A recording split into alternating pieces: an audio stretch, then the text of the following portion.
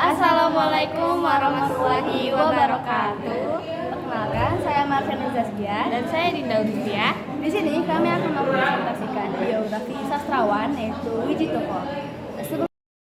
Sebelum kita melanjutkan ke perjalanan hidupnya Wiji Tukul, alangkah baiknya kita berkenalan terlebih dahulu dengan sosok Wiji Tukul. Nah, Wiji Tukul, beliau memiliki nama asli Wiji Widodo. Beliau ini adalah seorang sastrawan dan aktivis hak asasi manusia pada masa Orde Baru. Nah, beliau ini adalah anak pertama dari 3 bersaudara. Wiji Tukul lahir di Solo pada tanggal 26 Agustus tahun 1962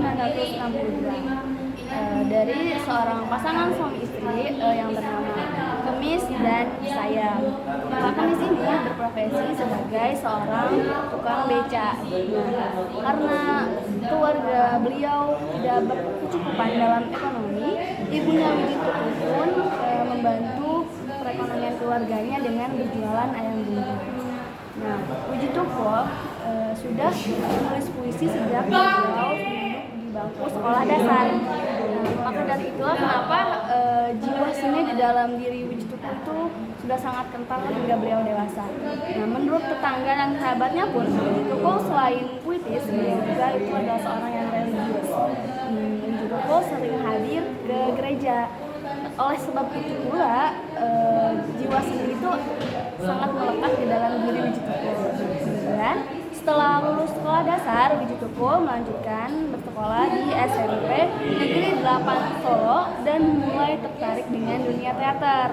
Nah, setelah luluslah beliau bergabung ke beliau melanjutkan sekolahnya di SMK Sekolah Menengah Karawitan Indonesia SMKI jurusan tari. Tapi karena kondisi ekonomi keluarga Wiji Tukul yang tidak berkecukupan, beliau akhirnya memutuskan untuk putus sekolah saat kelas 2. Jadi pada saat itu karena bapaknya Wiji Tukul pun sudah berusia lanjut, kemudian ekonominya pun sudah ekonomi keluarganya pun tidak stabil, maka dengan seorang anak gitu ya, Wiji Tukul pun keluar memutuskan untuk berhenti sekolah dan membantu perekonomian keluarganya. Pada saat itu dia menyambung hidupnya dengan berjualan koran, jadi calo tiket bioskop, dan juga pernah menjadi seorang tukang pelitur di sebuah perusahaan mebel. Kemudian melalui teman sekolahnya, Wiji Tukul pun bergabung dalam sebuah komunitas teater bernama Jagat atau kepanjangannya adalah Jagalan Tengah. Dia juga pernah mengamen, pergi keluar masuk kampung dan kota bersama dengan kelompok teater Jagalan Tengah ini. Jadi sebenarnya sosok Wiji Tukul ini, beliau ini adalah sosok yang sangat pemalu.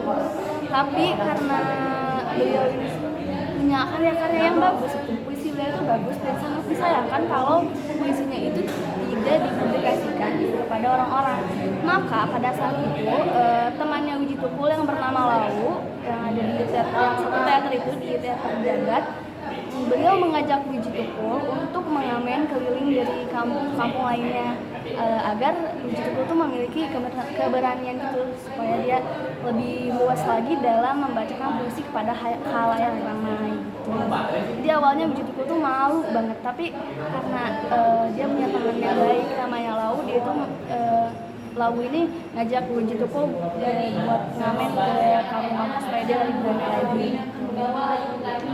Kemudian Wiji Tukul menikah dengan istrinya, namanya itu Siti Dia Sajira atau biasa dipanggil dengan Sipon, pada bulan Oktober tahun 1989. Dan mereka dikaruniai 2 orang anak yang namanya Fitri Ngantiwani dan Fajar Nina. Nah, semasa hidupnya lah Wiji Tukul ini aktif menyelenggarakan kegiatan teater dan melukis dengan anak-anak yang ada di kampung Jagalan tempat ia tinggal dan bersama istri dan anak-anak. Kemudian pada tahun 1991 Wiji pun mendapat penghargaan dari Encourage Award yang diberikan Wertheim Stichting Belanda bersama W.S. Rendra. Jadi Wiji Tukul ini juga merupakan murid dari sastrawan terkenal lainnya yaitu W.S. Rendra. Kemudian pada tahun 1992 dia ikut demonstrasi memprotes pencemaran lingkungan oleh pabrik tekstil PT Sariwarna Asli Solo. Tahun-tahun berikutnya pun Tukul aktif di jaringan kerja kesenian rakyat atau Jakar sebagai ketua. Nah, kita lanjut ke teks rekonnya. Untuk teks rekonnya dimulai pada tahun 1994, yang dimana pada tahun ini itu terjadi aksi protes para petani di Beringin, yaitu di daerah Solo. Nah, di aksi protes ini para petani mengadakan protes itu sebagai respon mereka terhadap perubahan kebijakan pemerintahan yang berdampak pada kondisi ekonomi mereka. Dan kondisi ekonomi tersebut bisa melibatkan berbagai aspek seperti penurunan pendapatan akibat penurunan hasil pertanian mereka yang rendah, dan juga kurangnya infrastruktur transportasi yang kurang memadai, dan juga terdapat jarak yang jauh ke pasar. Dapat juga karena terdapat jalan yang rusak sehingga para petani itu sulit untuk mengekspor atau menjual hasil taniannya ke pasar. Nah, faktor-faktor inilah yang menyebabkan para petani sulit untuk menjual produk mereka ke pasar dengan harga yang menguntungkan. Lalu pada aksi protes ini Tukula yang memimpin massa dan juga melakukan orasi. Akibat dia melakukan orasi, dia pun ditangkap dan juga dipukuli oleh militer. Tetapi pas dia udah dipukul dan ditangkap sama militer, dia itu nggak kapok buat ngelakuin itu lagi, protes lagi, untuk menyuarakan kebenaran. Itu kok nggak kapok.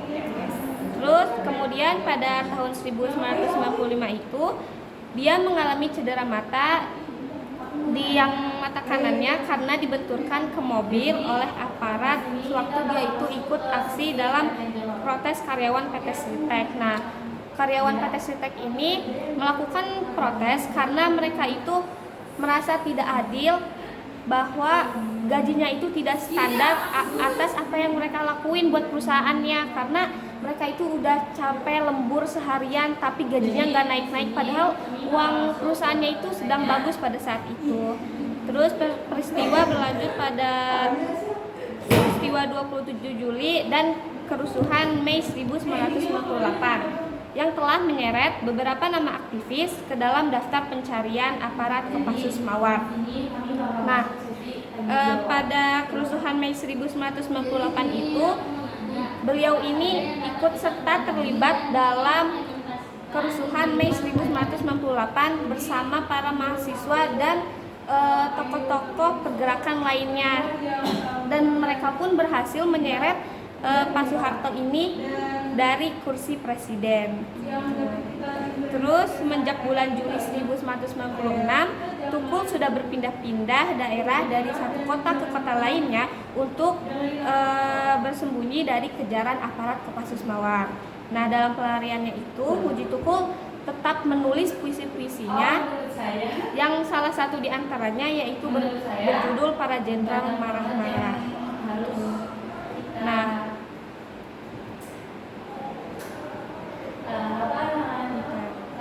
kontak terakhir antara Widji Tukul dengan istrinya Sipon ini terjadi pada Februari 1998. Nah, sejak saat itu Widji Tukul ini menghilang. Tapi setelah kondisinya membaik pada tahun 2000-an, istrinya Widji Tukul Sipon ini melaporkan hilangnya Widji Tukul kepada Komisi untuk Orang Hilang dan Korban Tindak Kekerasan atau Kontras. Namun hingga saat ini, bahkan sampai tahun ini, Widji Tukul tuh nggak diketahui dia itu ada di mana. Keadaannya pun bagaimana sampai saat ini orang-orang tidak tahu apakah beliau masih hidup atau dan muncul dugaan bahwa Widji Tukul ini diculik oleh militer bersama aktivis lainnya. Itu ceritanya ya. Kemudian selanjutnya ada karya-karya dari Widji Tukul yang terkenal. Yang pertama itu ada puisi berjudul Peringatan. yang kedua ada sajak suara, yang ketiga ada bunga dan tembok, dan yang keempat ada aku ingin menjadi peluru. Apa yang kita mau, walaupun ya. Sedangkan puisi yang sangat terkenal atau yang mungkin paling kontroversial, sangat-sangat kontras dalam menyindir pemerintahan pada masa itu adalah puisi Apa Guna yang akan ditayangkan setelah ini. Apa guna punya ilmu tinggi kalau hanya untuk mengibuli? Apa guna banyak baca buku kalau mulut kau bungkam di mana-mana moncong senjata berdiri gagah kong kali kong dengan kaum cukong di desa-desa rakyat tidak menjual tanah tapi dengan harga murah. Baiklah, cukup segitu saja perjalanan kisah hidup Wiji Tukul yang dapat kami ceritakan. Untuk sebagai penutup dari presentasi kami akan menyampaikan reorientasi dari biografi Wiji Tukul. Jadi kesimpulannya, meskipun berasal dari keluarga yang kurang mampu, hal itu tidak meredam semangat Wiji Tukul untuk tetap berkarya dan membantu keluarganya. Nah, melalui karya-karyanya Wiji Tukul ini, dia mampu menyuarakan kebenaran tanpa rasa takut. Jadi dia berani banget buat menyuarakan kebenaran.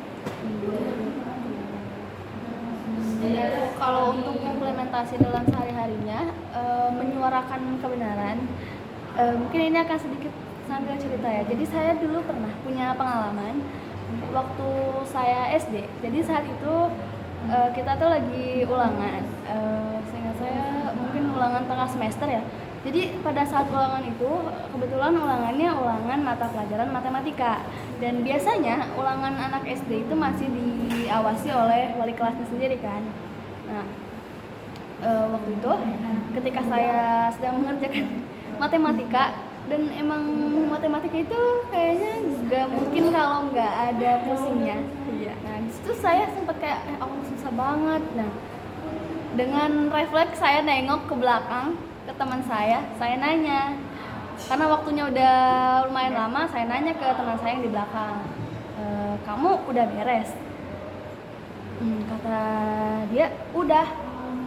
Loh, kok cepet banget gitu, sedangkan saya tuh baru ngerjain setengah dan itu gila pusing banget gitu. Kok dia udah beres lagi? Oh kamu udah beres sih? Oh, ngitungnya aku pura-pura nanya nih, ngitungnya kayak gimana? Aduh, ini sebenarnya jatuhnya nyontek sih ya, tapi penasaran gitu. Oh dia udah beres gitu. Udah saya nanya caranya gimana. Nah pas ulangan itu kan dia pakai tatakan gitu kan, buku tulis. Ternyata pas buku tulisnya dibuka itu ada contekan, dan soalnya tuh persis banget sama soal ulangan yang dikasih hari itu.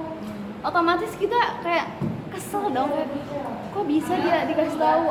Aku ya dengan maaf banget ya ini dengan sedikit emosi, nggak sedikit emosi sih sebenarnya. Emosi banget. Aku nanya ke dia, loh kok kamu dapat jawabannya gitu kan.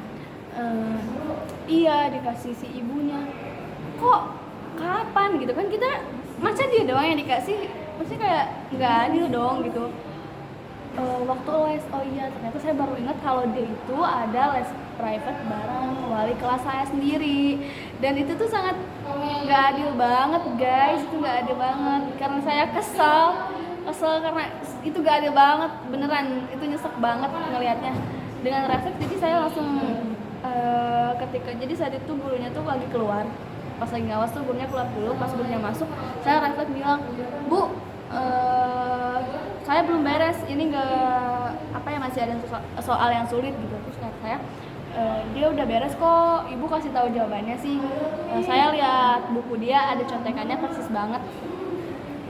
Dan situ saya nggak ada rasa ragu sih, soalnya nyesek banget gitu. Jadi pelajaran yang bisa diambil, kalau kalian menemukan sesuatu yang salah, sesuatu yang janggal, bilang aja, jangan, nggak perlu takut kalau emang apa yang kalian mau bela itu benar. Itu sih. Kalau dari kamu gimana, Dis? Aku sih pokoknya yang harus ditelan dari Wiji Tukul ini, kita itu harus berani dalam melakukan segala apapun gitu. Terus juga kita harus berani dalam menilai diri kita sendiri gitu. Jangan merasa aku tuh kelemahannya ini padahal kelebihan aku tuh ini padahal kamu tuh kelebihannya gak itu gitu. Terus apalagi ya, kita juga udah itu aja. Oke, jadi gitu ya teman-teman. Pesan dari aku, tetap semangat, jangan menyerah, biarpun jadi buronan pemerintah selama jalannya benar dan terarah. Oke? Oke, sekian dari kami. Wassalamualaikum warahmatullahi wabarakatuh.